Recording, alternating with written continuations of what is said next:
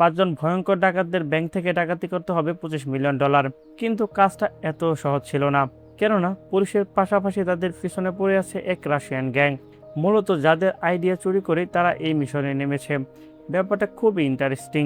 তবে এই ইঁদুরবিলা খেলা এমন এক পর্যায়ে চলে যায় যে শেষ পর্যন্ত কার ব্যাগে যে টাকাটা জুটে তা তুমি কল্পনাও করতে পারবে না। তাই পুরো হাইস্টের কাহিনী জানাতে নিয়ে এলাম নতুন এক মুভি এক্সপ্লেনেশন। তাহলে আর দেরি না করে চলো মুভিতে যাওয়া যাক। তার শুরুটা হয় আমেরিকার লস অ্যাঞ্জেলেস থেকে। এখানে প্রথমে আমরা পরিচিত হইনি ওয়েলস এবং এডি নামের 2 গোয়েন্দা অফিসারের সাথে। তারা আজ একটা অ্যাপার্টমেন্টে এসেছে 2জন ক্রিমিনালকে ধরতে। নির্দিষ্ট স্থানে পৌঁছেই তারা নিজেদের অপারেশন কাজ শুরু করে দেয়। সেই মিশনে ওয়েলস একজনকে ধরতে পারলেও দেখা যায় এডির হাত থেকে একজন পালিয়ে গেছে। এই কাজে ওয়েলস যেন বিশ্বাসই করতে পারছে না যে এডির মতো একজন টপ র্যাঙ্ক ডিটেকটিভের কাছ থেকে কিভাবে একজন ক্রিমিনাল পালিয়ে যেতে পারে। বন্ধুরা, এই ঘটনাটা নোট করে রেখো, কেননা এই একজন ক্রিমিনালি পরে তাদের জন্য কাল হতে চলেছে। এরপর সিন শিফট হয় লস অ্যাঞ্জেলেসে একটা ফেডারেল ব্যাংকে। এখানে ঘটেছে আবার অন্য কাহিনী। দেখা যায় 5 জনের একটা ডাকাত দল এই ব্যাংকে উপস্থিত হয়েছে ডাকাতির জন্য। এই টিমের নাম টেকার্স। তারা এবার সবাই আলাদা আলাদাভাবে ব্যাংকের ভবনে এন্ট্রি নিয়েছে। এই 5 জনের মধ্যে 2 জন ডেলিভারি ম্যান আর একজন কর্মচারী সেজে এসেছে। তারা একটা বক্সের ভিতরে করে নিয়ে এসেছে ডাকাতির জন্য সব সরঞ্জাম। এরপর সেই সরঞ্জামগুলো নিয়ে তারা ব্যাংকে এমন এক ফ্লোরে একত্রিত হয় যেখানে তখন কনস্ট্রাকশনের কাজ চলছিল। এবার সেই ফ্লোরে বসেই তারা প্রস্তুতি নিয়ে থাকে ব্যাংকের লুটের। প্রথমে তারা বক্সগুলোকে খুলে ভেতর থেকে মাস্ক, গ্লাভস, অস্ত্র বের করে নেয়। তারপর শুধুমাত্র চোখের ইশারায় তারা সবাই নিজ নিজ পজিশন বুঝে নিয়ে নিজেদের কাজে নেমে পড়ে। এই ডাকাত দলে অঘোষিত লিডার হলো গরান কোজিয়ার। আসলে এই গরানি মূলত অপারেশনের মাস্টার মাইন্ড, মানে প্রত্যেকটা সিদ্ধান্ত তার মাথা থেকে বের হয়। তাদের দলে আরও আছে জন, এডি, জেসি এবং জ্যাক। এদের মধ্যে জেসি আর জ্যাক কিন্তু আবার 2 ভাই। যাই হোক, পরিচয় পর্ব শেষে শুরু হয় আসল মানি হাইস্ট। এখানে দেখা যায় করান আর জন লিফটে উঠে সরাসরি ব্যাংকের ভোল্টের ফ্লোরে নেমে আসে। লিফটের দরজা খোলার সাথে সাথেই তারা একটা C4 বোমা লিফটের ভেতরে উড়িয়ে দেয়। এদিকে সিসিটিভি রুমে বসে থাকা গার্ডরা মনিটরে দেখতে পায় লিফটে থেকে ধোঁয়া উঠছে। এটা দেখে সবার মনোযোগ একদম চলে যায় সেই লিফটের দিকে। আর এটাই ছিল গরানদের প্ল্যানের প্রথম ধাপ, কারণ এই বিভ্রান্তির মধ্যেই তারা ভল্টে ঢুকে যা করবে তা কেউ টের পাবে না। এদিকে ভল্টেজ দরজার সামনে এখনো দাঁড়িয়ে আছে দলের 2 জন সদস্য, জ্যাক আর জেসি। এখানে তারা বিশাল ড্রিল মেশিন নিয়ে এসে ভল্টের দরজায় লাগিয়ে দেয়। কিন্তু মেশিনের শব্দ সারা ফ্লোরে ছড়িয়ে পড়লেও বাইরে তখন সবাই লিফটের ব্যাপার নিয়ে এতটাই ব্যস্ত ছিল যে কেউ কেয়ার করে না। ততক্ষণে ভল্টের দরজা খুলে গেলেই তারা ভেতরে ঢুকে পড়ে। আর এরপর ব্যাগে একের পর এক টাকা ভরতে থাকে। টাকা ভরতে ভরতে জ্যাক তার টাইমার চেক করে বলে তাদের হাতে আর মাত্র 3 মিনিট সময় আছে, কেননা এরই মধ্যে পুলিশ এখানে এসে পড়বে। তবে ইতিমধ্যেই ঘটে অন্য কাহিনী। এক ব্যাংক কর্মচারী অতিরিক্ত পাকনামি করে সাইলেন্ট বাজিয়ে দেয়, যার ফলে পুরো শহরে সব পুলিশ অ্যালার্ট হয়ে যায়। তবে এই কাণ্ড দেখে দলের একজন সদস্য দ্রুত এজেন্টের কাছে এসে তাকে বন্দুক তাক করে। সে বলে, তুমি থামলে কেন? যে কাজ শুরু করেছো সেটা শেষ করো। তুমি পুলিশকে কল করে স্পষ্ট বলো যে এখানে ডাকাতি হচ্ছে। এই কথা শুনে এজেন্ট ভয়ে কাঁপতে কাঁপতে ঠিক তাই করে। আর সেই খবর পেয়েই একটা নিউজ চ্যানেলের ইউনিক হেলিকপ্টার নিয়ে সরাসরি নিউজ কভার করতে উড়ে চলে আসে। এবার সেই অনুসারে তারা যখন হেলিকপ্টার নিয়ে ব্যাংকের ছাদে পৌঁছায় তখন দেখা যায় এক গার্ড তাদের ইনস্ট্রাকশন দিচ্ছে ল্যান্ডিং করার জন্য। কিন্তু সবচেয়ে মজার ব্যাপার হলো এই গার্ডও হচ্ছে ব্যাংক হাইস্টের একজন। আর এই মুহূর্তে তাদের হাতে চলে আসে পালিয়ে যাওয়ার সবচেয়ে বড় মাধ্যম। সেই অনুসারে গার্ডটি সবাইকে গান পয়েন্টে নিয়ে নেয়। আর ইতিমধ্যে বাকিরা এসে পড়ে ছাদে। এরপরে একে একে সবাই মিলে হেলিকপ্টারে উঠে চোখের পলকে সবাইকে বোকা বানিয়ে বিদায় নেয়। আর এদিকে পুলিশ সব কাহিনীর পর ব্যাংকে এসে উপস্থিত হয়। মানে বুঝতেই পারছো, এরা একটা বোকা ডাকাত নয়, এদের প্ল্যান একদম টপ লেভেলের। যাই হোক, ব্যাংক ডাকাতি শেষে তারা চলে আসে শহরের বাইরে একটা নির্জন জায়গায়। ল্যান্ড করে বের হওয়ার সময় পুরো হেলিকপ্টারে একদম ব্লাস্ট করে দেয়, যাতে করে কোনো ধরনের ফুটপ্রিন্ট পুলিশ না পায়। তাদের প্ল্যান অনুসারে তারা এক একজন এক এক দিকে চলে যায়, যাতে করে কেউ তাদের ট্রেস করতে না পারে। আর এটাই ছিল তাদের পারফেক্ট ব্যাংক ডাকাতি। এদিকে পুলিশ ব্যাংকে বসে দেখে ডাকাত দল তো ইতিমধ্যে পালিয়েছে। তারা সিসিটিভি ফুটেজ চেক করে তেমন কিছু খুঁজে পায় না। আসলে ফুটেজ দেখে বোঝার কোনো উপায় নাই যে কোন ফ্লোরে কে কখন গিয়েছিল। সেদিন তো হাজার হাজার লোক সেই লিফটে উঠেছে আর নেমেছে। তবে ডাকাতি করে চলে যাওয়ার সময় দলের একজন ক্যামেরার দিকে এসে বিশাল স্টাইলে স্যালুট দিয়ে গেছে। তো এদিকে গোয়েন্দা অফিসার এডি এবার ওয়েলসকে বলে যে চুরি হয়ে যাওয়া ডাকাতগুলোর মধ্যে কিছু নোটে মার্ক করা থাকতে পারে, ফলে মার্ক করা নোটের সন্ধান পেলেই ডাকাতদের ধরা অনেকটা সহজ হয়ে যাবে।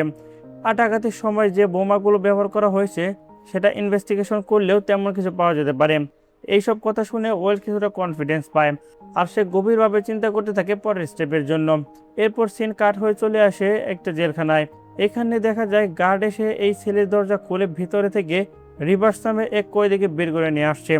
আসলে 4 বছর সাজা শেষে আজ রিভার্সকে ছেড়ে দেওয়া হচ্ছে, কিন্তু প্রশ্ন হচ্ছে এই রিভার্স আসলে কে, আর গার্ডদের দলের সাথে এর কি সম্পর্ক।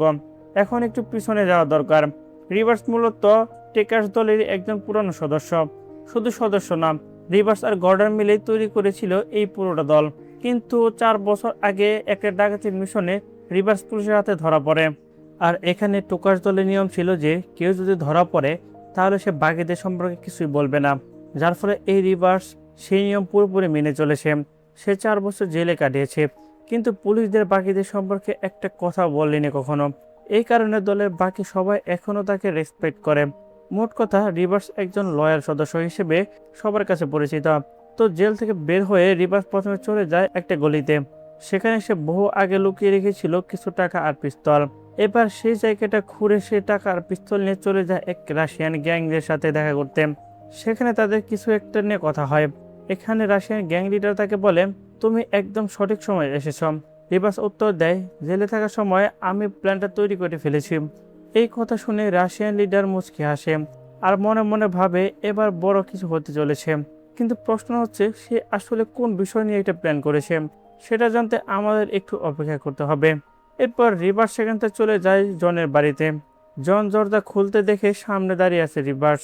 সে তখন সাথে সাথে বন্দুক তাক করে, তবে মুখ থেকে সে বুঝতে পারে এ তো রিভার্স। রিভার্স তখন জনকে বলে আবার দলের সাথে একটা লাস্ট প্রজেক্ট করতে যায়। তবে জন তাকে জানায় যে তার আগের ডাকাতির অংশের টাকা গার্ডদের কাছে এখনো জমা আছে, আর নতুন প্রজেক্টের ব্যাপারে বাকিদের সাথে কথা বলে সে শীঘ্রই জানাবে। এই কথা শুনে রিভার্স তখন জানায়, যত তাড়াতাড়ি সম্ভব আমাকে জানিও। এদিকে দলের সব সদস্যরা একটা জায়গায় একত্রিত হয় রিভার্সের প্রস্তাব নিয়ে আলোচনা করতে। কিন্তু দেখা যায় আলোচনার মাঝেই হঠাৎ বিনা আমন্ত্রণে সেখানে উপস্থিত হয় রিভার্স। এই দৃশ্য দেখে জ্যাক একটু অস্বস্তিতে পড়ে যায়। তবে এইখানে আরও একটা বিষয় ছড়িয়ে আছে। মূলত জ্যাকের গার্লফ্রেন্ড লিলি একসময় রিভার্সের গার্লফ্রেন্ড ছিল, কিন্তু রিভার্স জেলে যাওয়ার পর লিলি আর জ্যাকের মধ্যে রিলেশন তৈরি হয়ে যায়। এই কারণে এখন রিভার্সকে দেখে জ্যাকের মধ্যে একটা অস্বস্তি কাজ করে। যাই হোক, রিভার্স এবার সবার সামনে তার পুরো প্ল্যানটা খুলে বলে। সে জানায় 5 দিন পর একটা অস্ত্রবাহী ট্রাক একটা নির্দিষ্ট রুট দিয়ে যাবে, আর সেই ট্রাকে আছে মোটামুটি $25 মিলিয়ন। সে একটা ম্যাপ দিয়ে বলে যে কোন রুট দিয়ে এই ট্রাক যাবে সেটা সে ভালো করেই জানে। এখন এই ম্যাপ সে কোথায় পেল এটা প্রশ্ন করলে সে জানায় রাশিয়ান গ্যাংদের কাছ থেকে সেটা সে নিয়েছে, যার ফলে বিনিময়ে সেই গ্যাংস্টার শুধু অল্প কিছু ভাগ দিলেই চলবে। এই কথা শুনে গর্ডনের চোখ কপালে ওঠে, কারণ এত বড় অঙ্ক সে কোনোদিনও কল্পনা করেনি। তবে গর্ডন এখানে প্রস্তাবটা সরাসরি না করে দেয়, কেননা এত কম সময়ে এত বড় অপারেশন মানে অনেক বেশি রিস্ক। এছাড়াও তাদের একটা নিয়ম হলো যে প্রতিটা কাজ করার পর পুরো 1 বছর তাদের অপেক্ষা করবে, আর 1 বছর শেষ হলে তবেই তারা পরবর্তী কাজে নামবে, না হলে পুলিশের নজরে আসার চান্স বেশি থাকে। রিভার্স এবার যুক্তি দেখায় যে এই ট্রাক প্রতিদিন রুট চেঞ্জ করে। এখন রুট চেঞ্জ করার কারণে এই ম্যাপ শুধুমাত্র 5 দিনের জন্যই কাজ করবে। এছাড়াও টাকার অঙ্কটা একদম এড়ানোর মতো না। এসব শুনে গর্ডন বলে যে যেখানে রিস্ক বড় হয় সেখানে রিওয়ার্ডসও বড় হয়। রিওয়ার্ড বড় হলেই এই সুযোগ হাতছাড়া করা মোটেও ঠিক হবে না। এইসব কথায় শেষমেশ পুরো দল রাজি হয়ে যায়। তবে গর্ডন সবাইকে আলাদা করে বলে দেয় যে রিভার্সের উপর যেন সবসময় নজর রাখা হয়, কারণ তার মনে হচ্ছিল কিছু না কিছু একটা ঝামেলা আছে। এভাবে দেখা যায় প্রস্তুতি শুরু হয়ে গেছে পুরোদমে। 5 দিন পর ট্রাকটা যেই রুট নিয়ে যাবে সেই রুটের নিচে একটা শর্ট টানেল আছে, আর সেই টানেল শহরে বেশ কিছু জায়গায় গিয়ে ওপেন হয়েছে। প্ল্যান হলো ট্রাকটা যেই এই টানেলের ওপর দিয়ে যাবে তখন শিপুর বোমা দিয়ে রাস্তায় বিস্ফোরণ ঘটানো হবে, যার ফলে বিস্ফোরণ হলে এই রাস্তায় একটা গর্ত তৈরি হবে। তারা ওই ট্রাককে তার ভিতরে ক্যাপচার করবে এবং ফাইনালি ট্রাক থেকে সব লুট করে হাওয়া হয়ে যাবে। এই প্ল্যান অনুসারে এবার এরিকে পাঠানো হয় শিপুর বোমা আনার জন্য। তবে বোমা আনতে গিয়ে সে পড়ে এক বিপদে। সে যখন সাপ্লায়ারের কাছে বোমা আনার জন্য যায় তখন সাপ্লায়ার তাকে ধোকা দিয়ে টাকা রেখে দেয়, যার ফলে 3 জন লোক এবার একসাথে এডির উপর ঝাঁপিয়ে পড়ে। কিন্তু এডি ছিল চরম লেভেলের ফাইটার। সে প্রথম জনের মুখে এমন একটা ঘুষি মারে পরের জনকে টেবিলের উপর ছুঁড়ে মেরে দেয়। এরপর তৃতীয় জন পিছন থেকে ধরতে আসলে এডিটের হাত মুচড়ে ফেলে এবং তাকে কিক মেরে মাটিতে ফেলে দেয়। ততক্ষণ সেখানে জন আর রিভার্স চলে আসে। খেলা এবার পুরোপুরি ঘুরে যায়, আর ফাইনাল লোকটা বাধ্য হয় তাদেরকে বোমা দিতে।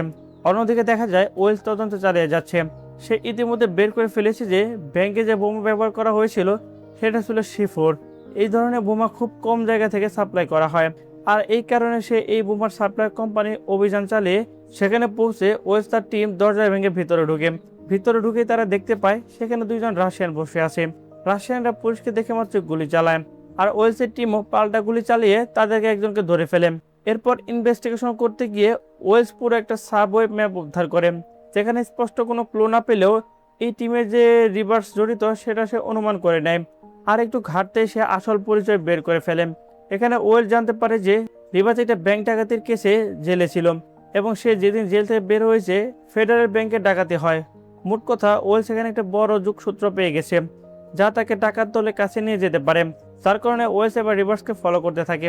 ফলো করতে করতে দেখা যায় রিভার্স একটা মার্কেট থেকে বের হয়ে গরানের দলে বাকিদের সাথে দেখা করছে। এছাড়াও রিভার্স রাশিয়ানদের কাছ থেকে ডিসপ্যাচ ম্যানেজ করে গরানকে এনে দেয়। এরপর সবাই মিলে কিছুক্ষণ কথা বলে আলাদা হয়ে যায় নিজেদের মতন। তারপরে কি ঘটে তা আমরা জানাবো পরবর্তী এপিসোডে। তো বন্ধুরা, এই এপিসোড যদি ভালো লেগে থাকে তাহলে অবশ্যই চ্যানেলটা সাবস্ক্রাইব করতে ভুলবেন না, আর আপনার মূল্যবান মতামত অবশ্যই কমেন্টসে জানিয়ে যাবেন। পরবর্তী এপিসোড খুব শীঘ্রই চলে আসবে। সে পর্যন্ত সবাই ভালো থাকবেন, সুস্থ থাকবেন। আল্লাহ হাফেজ।